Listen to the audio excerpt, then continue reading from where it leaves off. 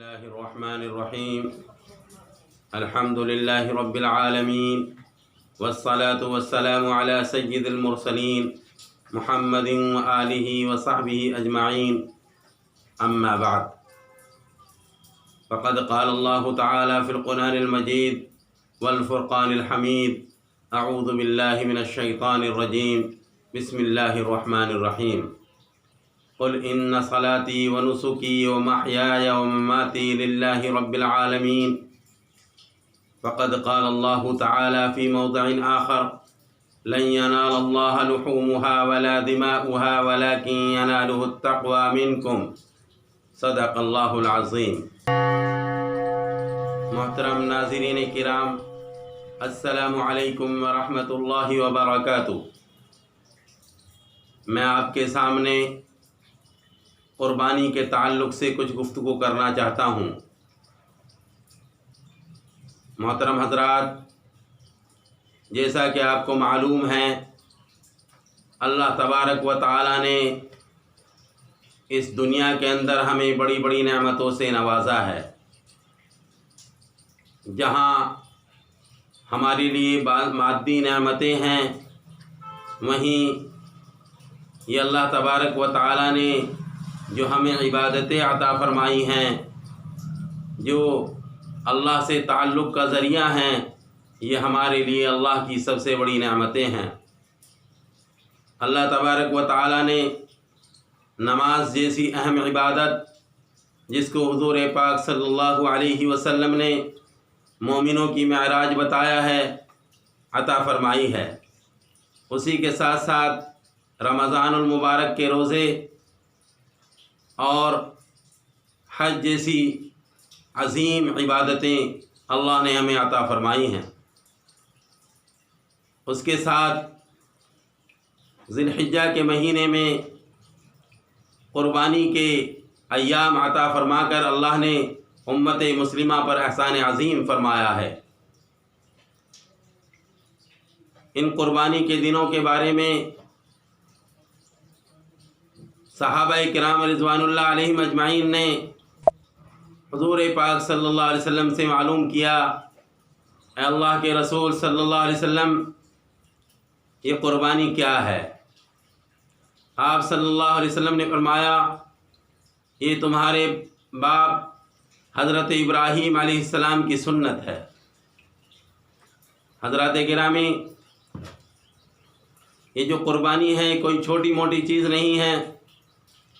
اس کے پیچھے بہت بڑی تاریخ ہے، اس کے پیچھے بہت بڑی قربانی ہے. اللہ تبارک و تعالی نے اس قربانی کو اتنا پسند کیا کہ قیامت تک کے لیے تمام ایمان والوں پر اس قربانی کو قربانی کے دنوں میں ضروری قرار دیا. حضرت ابراہیم علیہ السلام کا اللہ تبارک و تعالی نے ان کی زندگی کے شروع سے ہی امتحان لیا، اور ان کو اللہ تبارک و تعالی نے ہر امتحان میں سچا پایا، کامیاب پایا، اور اللہ نے ان کو خلیل اللہ کا لقب عطا فرمایا. حضرت ابراہیم علیہ السلام کو بڑھاپے کی حالت میں حضرت اسماعیل علیہ السلام جیسا فرزند عطا فرمایا. پہلے ہی دن سے ان کا امتحان شروع ہو گیا کہ اللہ تبارک و تعالی نے شیر خوارگی کی حالت میں ہی حکم دے دیا کہ اپنے بیٹے اور اپنی بیوی کو بیابان جگہ میں چھوڑ کر چلے آؤ. اللہ تبارک و تعالی نے وہاں ان کی حفاظت کی، اور ان کی اس ادا کو بھی اتنا پسند کیا کہ جو جو کام انہوں نے کیے ان کو بھی عبادت میں اللہ نے شامل کر دیا. اور حج کے اندر ان چیزوں کا کرنا ہر حاجی کے اوپر ضروری قرار دیا گیا. اور جب حضرت اسماعیل علیہ السلام کچھ بڑے ہو گئے اپنے والد کے ساتھ چلنے پھرنے کے لائق ہو گئے، اس وقت اللہ تبارک و تعالیٰ نے حکم دیا اور حضرت ابراہیم علیہ السلام کو خواب کے اندر دکھایا گیا کہ وہ اپنے پیارے بیٹے لخت جگر کو ذبح کر رہے ہیں۔ اللہ تبارک و تعالیٰ کے اس دکھائے ہوئے خواب کو حضرت ابراہیم علیہ السلام نے پورا کرنے کی پوری کوشش کی، اس میں کوئی کسر باقی نہ چھوڑی۔ اللہ تبارک و تعالیٰ نے ان کو فرمایا کہ آپ اپنے اس خواب کو سچا کر چکے ہیں اور آپ اپنے اس امتحان میں کامیاب ہو چکے ہیں، اور اللہ نے ان کی اس ادا کو اتنا پسند کیا کہ قیامت تک کے آنے والے تمام ایمان والوں پر اس چیز کو ضروری قرار دے دیا گیا۔ محترم حضرات، یہ قربانی کا جو عمل ہے اس کے بارے میں ہمارے رسول پاک صلی اللہ علیہ وسلم نے فرمایا، قربانی کے دنوں میں اللہ کے نزدیک سب سے مقبول ترین عبادت قربانی کا عمل ہے۔ اس لیے ہمیں اس موقع کو غنیمت سمجھنا چاہیے اور قربانی کو کسی قیمت بھی نہ چھوڑنا چاہیے۔ آج ہم چھوٹے چھوٹے بہانے لگا کر قربانی جیسے عمل سے محروم رہ جاتے ہیں۔ قربانی کے بارے میں فرمایا رسول پاک صلی اللہ علیہ وسلم نے کہ قربانی کے جانور کے اوپر جتنے بال ہوتے ہیں اس کے ہر بال کے بدلے میں ایک نیکی عطا کی جاتی ہے۔ اس لیے حضرات گرامی، ہمیں اس قربانی کی بہت قدر کرنی چاہیے۔ جن لوگوں کے اوپر قربانی واجب ہے ان کو تو کرنی ہی چاہیے، لیکن جن کے اوپر قربانی واجب بھی نہیں ہے وہ بھی اتنے بڑے اجر کے لالچ میں قربانی جیسے عمل کو نہ چھوڑیں، بلکہ وہ ہر ممکن کوشش کر کے اس میں حصہ لیں۔ اور یہ ضروری نہیں ہے کہ آدمی جو ہے قربانی کا گوشت ہی استعمال کرے۔ اگر وہ کر سکتا ہے تو بہت اچھی بات ہے، کیونکہ اللہ کی طرف سے ایک میزبانی ہے ایمان والوں کے لیے اور مہمان نوازی ہے ایمان والوں کے لیے، اس لیے اس کو عبادت تو سمجھ کر استعمال کریں، یہ بہت بڑے اجر کی بات ہے۔ لیکن اگر کوئی استعمال نہیں کر سکتا یا پہلے سے اس نے کبھی استعمال نہیں حصہ لیں اور اپنے قربانی کے گوشت کو تقسیم کرا دیں۔ لیکن بہتر طریقہ تو یہ بتایا گیا ہے قربانی کے گوشت کے تعلق سے کہ اس کے 3 حصے بنائے جائیں، ایک حصہ اپنے لیے رکھ لیا جائے اور دوسرا حصہ اپنے رشتہ دار عزیز و اقارب میں تقسیم کر دیا جائے اور تیسرا حصہ غربا، یتیم و مسکین لوگوں میں تقسیم کر دیا جائے۔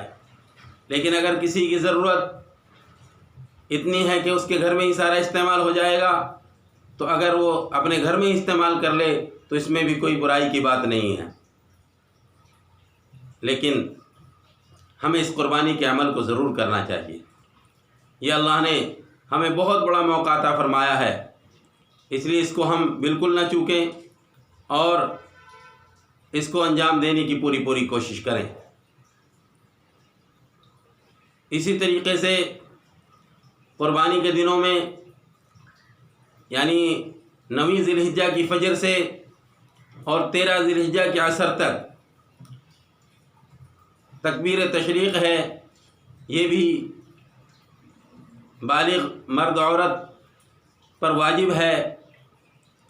جو جماعت سے نماز پڑھ رہے ہیں وہ جماعت کے فوراً بعد زور سے اس تکبیر کو ادا کریں، اللہ اکبر اللہ اکبر لا الہ الا اللہ واللہ اکبر اللہ اکبر وللہ الحمد۔ اور جو ہماری مستورات ہیں، گھر میں رہنے والی عورتیں ہیں، وہ بھی آہستہ سے اپنی نمازوں کے بعد پڑھ لیا کریں۔ تو یہ جو چیزیں بتائی جا رہی ہیں قرآن و حدیث کی روشنی میں، ان کو ہم انجام دینے کی پوری کوشش کریں، اور جنہوں نے قربانی کا حصہ لے رکھا ہے ان کے لیے یہ بھی مسنون طریقہ ہے کہ وہ عید الاضحیٰ کے دن اپنے قربانی کے گوشت کے آنے تک کچھ استعمال نہ کریں اور وہ اپنی قربانی کا گوشت ہی کھائیں۔ لیکن اگر کسی وجہ سے وقت بہت زیادہ لگ رہا ہے تو دوسری چیز بھی کھا سکتے ہیں، اتنی بڑی پابندی نہیں کی جا سکتی کہ یہ ایک فرض کے درجے میں ہے، مسنون طریقہ یہی ہے۔ تو میرے محترم حضرات، میری سبھی حضرات سے گزارش یہ ہے کہ ان قربانی کے دنوں میں بالکل کوتاہی نہ کریں اور سستی نہ برتیں۔ اگر کسی کے اوپر قربانی واجب ہے اور اس نے قربانی نہیں کی سستی کی وجہ سے یا کسی عذر کی وجہ سے نہیں کر سکا، تو ایسا نہیں ہے کہ قربانی اس میں معاف ہو جائے گی، بلکہ قربانی کی جتنی رقم ہے وہ اس کو بعد میں صدقہ کرنی پڑے گی۔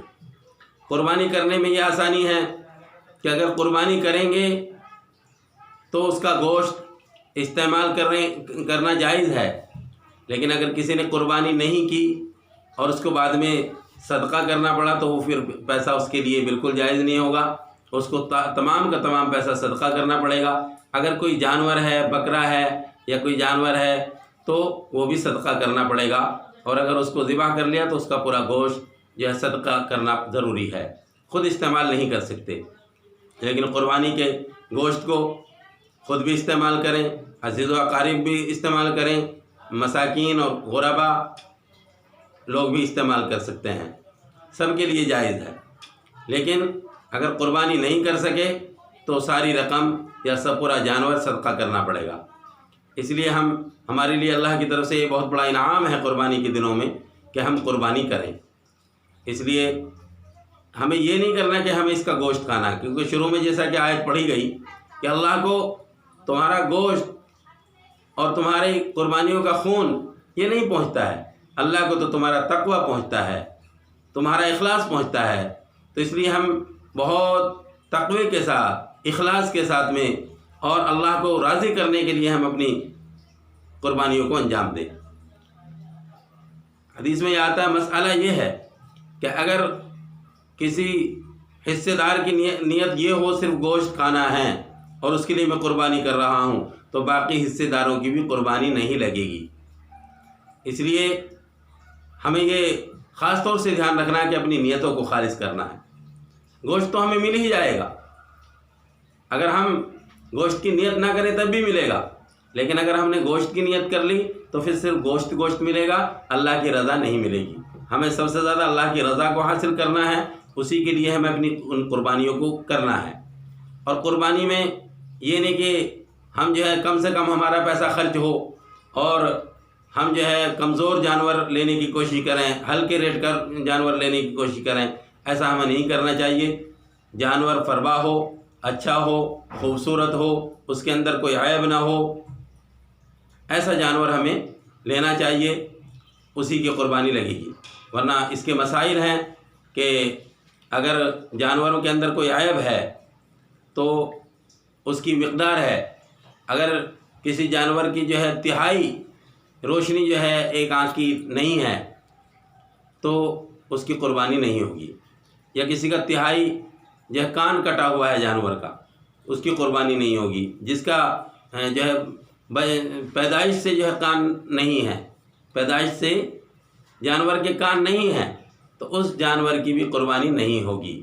اگر کوئی جانور 3 پیر سے چلتا ہے، 1 پیر ٹیک بھی نہیں سکتا، تو اس کی بھی قربانی نہیں ہوگی۔ اس لیے ہمیں عیبدار جانور نہیں دیکھنا ہے، ہمیں بہت اچھا خوبصورت بلا عیب کا جانور دیکھنا ہے، کیونکہ یہ قربانی جو ہے اللہ کے لیے ہے، اور اللہ سب سے عظیم ہے، اللہ بے عیب ذات ہے۔ تو اللہ کے لیے جو چیز ہم دیں گے، اللہ کی راہ میں خرچ کریں گے، وہ بھی چیز بہت اچھی اور خوبصورت ہونی چاہیے۔ اس لیے ہمیں اس کا اہتمام کرنے کی ضرورت ہے۔ اور عید الاضحیٰ کے دن جو ہم نماز پڑھیں گے اس کے لیے بھی اہتمام کی ضرورت ہے۔ صاف ستھرے کپڑے پہنیں، مسواک کریں، خوشبو لگائیں، اور جو ہے تکبیر تشریق بھی جو ہے ہمیں کہتے ہوئے جانا ہے راستے میں، اور نماز عید کے بعد بھی، عید الاضحیٰ کے بعد بھی ہمیں یہ تکبیر کہنی ہے۔ اور باقی نمازوں کے اندر جیسا کہ بتایا گیا اس سے پہلے کہ ہمیں تکبیر تشریق کا خاص خیال رکھنا ہے۔ تو اس میں جو ہے ہمیں بہت زیادہ خیال رکھنے کی ضرورت ہے، اور ہمارے جو غریب بھائی ہیں ان کا بھی ہمیں زیادہ سے زیادہ خیال رکھنے کی ضرورت ہے، کیونکہ مقصد صرف یہ نہیں ہے کہ ہمارا پیٹ بھر جائے۔ ہماری شریعت اسلامیہ کے اندر دوسروں کی ہمدردی، دوسروں کو ترجیح دینا یہ بہت زیادہ بتایا گیا ہے، چاہے ہم بھوکے رہ جائیں، ہمیں کھانا کم ملے، لیکن ہمارے بھائی کو، غریب کو زیادہ سے زیادہ اس کا پیٹ بھرنا چاہیے، اس کے بچوں کو جو ہے صحیح طریقے سے کھانا ملنا چاہیے، اس کا ہم زیادہ سے زیادہ خیال کریں۔ تو اس لیے بس میں اپنی بات کو یہیں پر ختم کرتا ہوں۔ اللہ تبارک و تعالی زیادہ سے زیادہ ہمیں عمل کی توفیق عطا فرمائے۔ وآخر دعوانا ان الحمد للہ رب العالمین۔